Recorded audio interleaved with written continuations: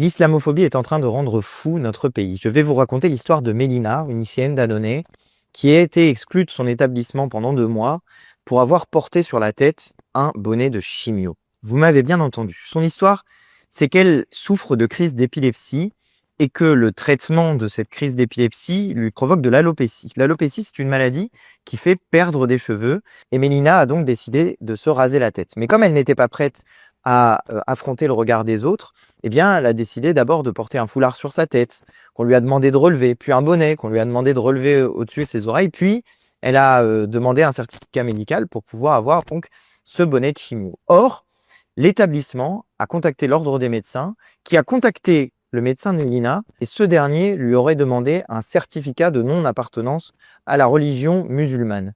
Vous imaginez le niveau dans lequel on est allé pour un simple bonnet de chimio en raison du fait qu'une jeune lycéenne perdait ses cheveux. Je dis que l'islamophobie est en train de rendre fou notre pays parce que dans le cas précis, je ne sais même pas si Mélina est musulmane ou pas, et ce n'est pas mon sujet.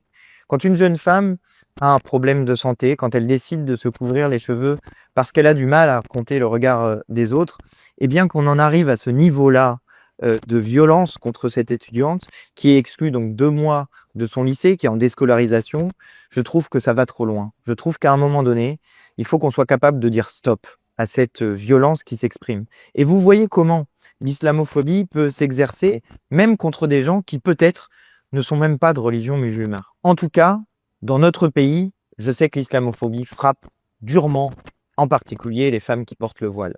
Et moi, je veux dire, depuis l'Assemblée nationale, que nous nous souvenons qu'ici, dans cette Assemblée, nous devons normalement faire valoir la Déclaration des droits de l'homme et du citoyen, qui dit à son article 10 que nul ne doit être inquiété pour ses opinions, même religieuses, pourvu que leur exercice ne trouble pas l'ordre public établi par la loi.